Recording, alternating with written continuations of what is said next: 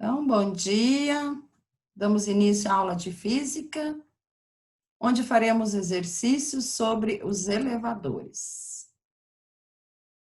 Vamos fechar aqui. Então, exercício número 3, da página 159. Uma pessoa de massa igual a 80 quilos está dentro de um elevador sobre uma balança calibrada que indica o peso em Newton, conforme o desenho abaixo. Quando o elevador está acelerado para cima, com uma aceleração constante de intensidade, ou aceleração, né? A intensidade da aceleração de 2 metros por segundo ao quadrado, a pessoa observa que a balança indica o valor de quanto? Bom, se o elevador sobe acelerado, a gente sabe que a força normal é maior que a força peso. Então, a balança vai estar marcando um valor maior que o peso. Perceba que o exercício nos solicita a marcação da calibragem da balança, ou seja, já que sabemos que normal, que é o peso aparente, e peso possuem valores distintos, podemos afirmar que a calibragem será equivalente à força de contato entre a balança e o corpo. Então, a partir da equação fundamental, né, onde a força resultante é igual a massa vezes a aceleração. Portanto, a normal vai ser menor que P, ou seja, N menos P igual a massa vezes a aceleração. Substituindo o peso, né, que é a massa vezes a gravidade, a gente vai ter N menos massa vezes gravidade igual a massa vezes a aceleração. Portanto, a massa multiplicada pela gravidade vai passar para o outro lado positivo, e a gente tem, então, a massa do rapaz, 80 quilos, que multiplica a aceleração do elevador, que é 2, que o exercício forneceu, mais 80, que multiplica a gravidade. Portanto, 160 mais 800, a gente vai obter 960 newton. Então, a balança estará marcando 860 newton. Exercício número 4. No piso de um elevador, existe uma balança de prato, como as antigas balanças de farmácia, cujo mecanismo de medição é baseado em um conjunto de molas. De pé sobre o prato da balança está uma jovem cuja massa corporal é de 70 quilogramas. Sabendo-se que o elevador sobe os 20 andares de um prédio com aceleração constante de 5 metros por segundo ao quadrado, e que a aceleração local da gravidade é 10 metros por segundo ao quadrado, é totalmente correto afirmar que: letra A, a leitura da balança é a mesma quando o elevador está em repouso ou quando tem um movimento acelerado? Não. A leitura da balança é menor quando o elevador sobe em movimento acelerado do que quando o elevador está em repouso. Também não.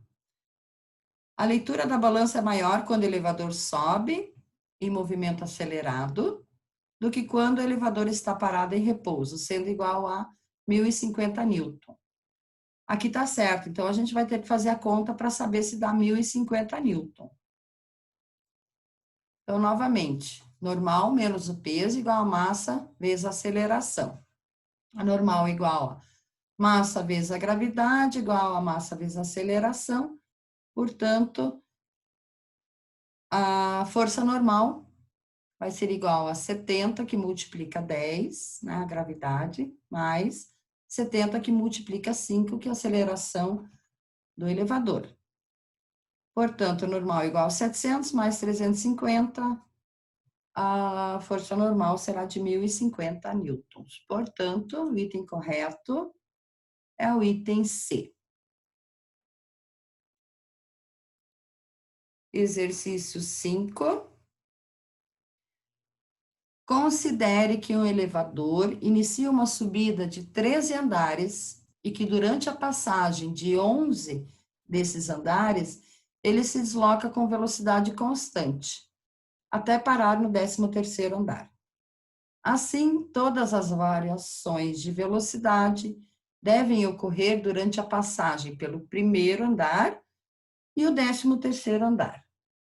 De modo extremamente simplificado, considere que as forças de atrito sejam de mesmo módulo ao longo de todo o percurso e que o elevador seja sustentado por um único cabo inextensível e de massa muito menor que a da cabine.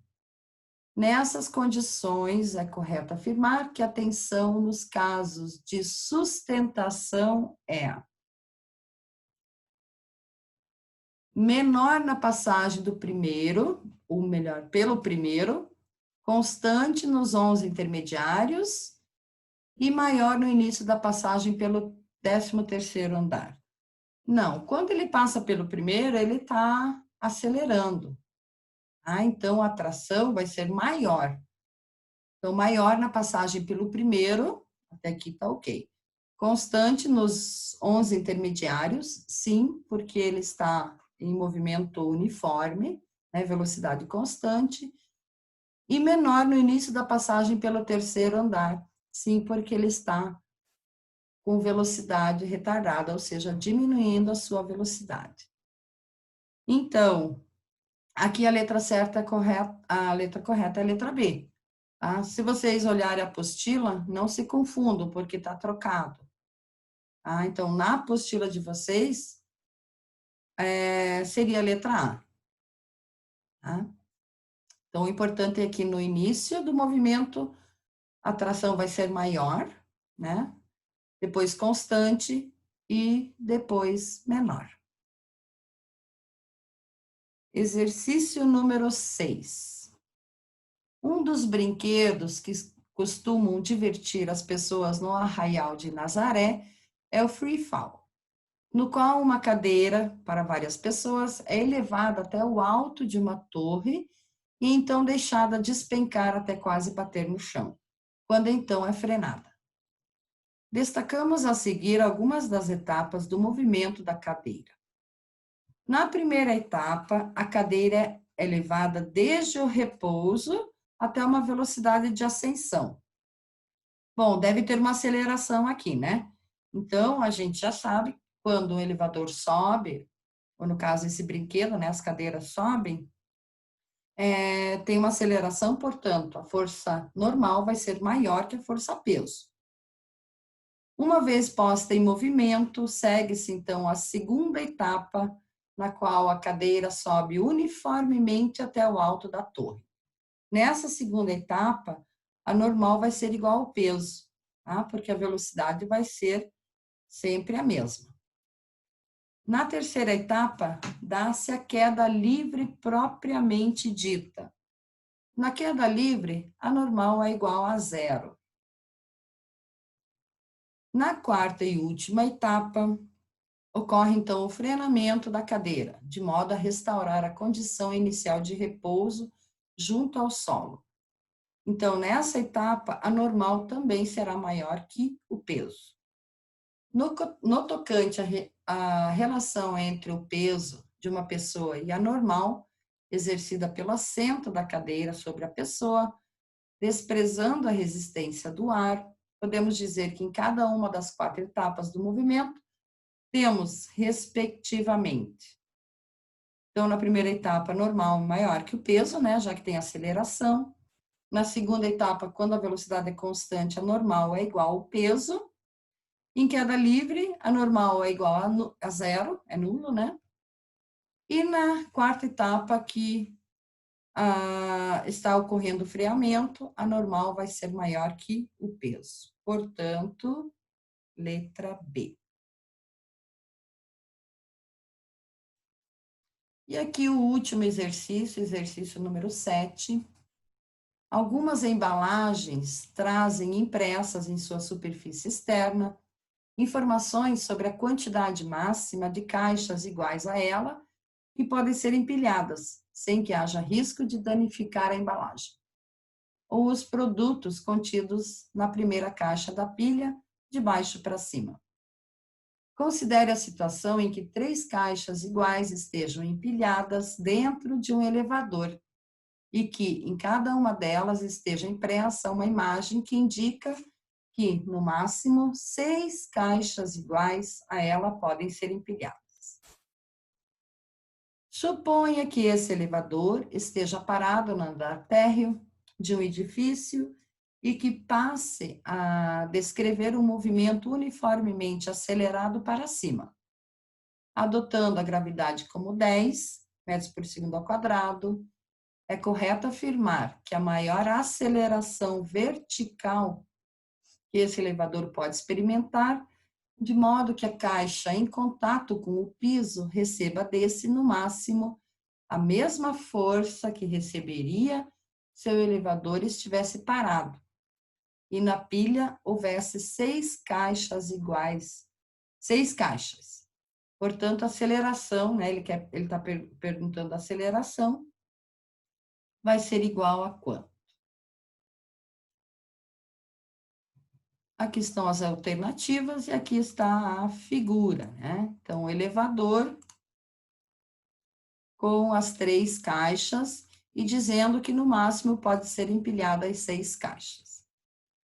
Então, vamos lá. Se o elevador estiver parado, as 3 caixas de massa M exercerão sobre o piso a força peso, dada por massa vezes aceleração da gravidade.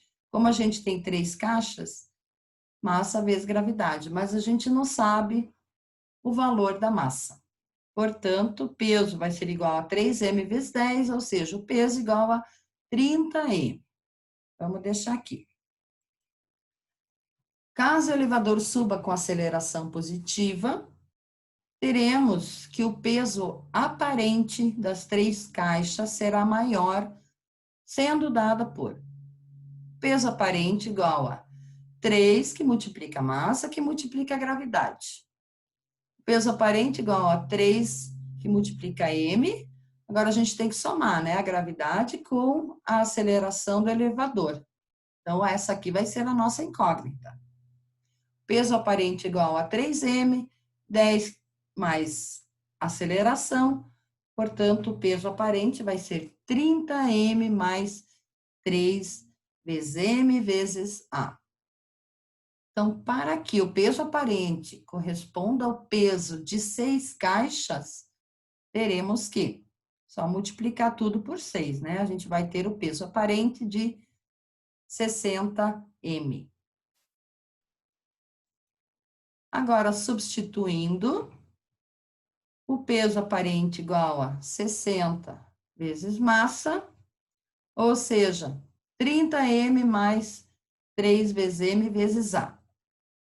Então, o peso 60, né?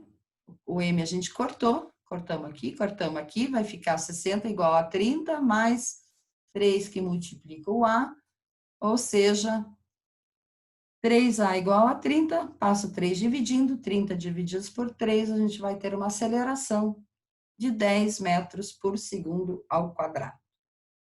E na apostila de vocês, isso corresponde à letra C. Interrompendo o compartilhamento e encerrando a gravação. Muito obrigada, alunos.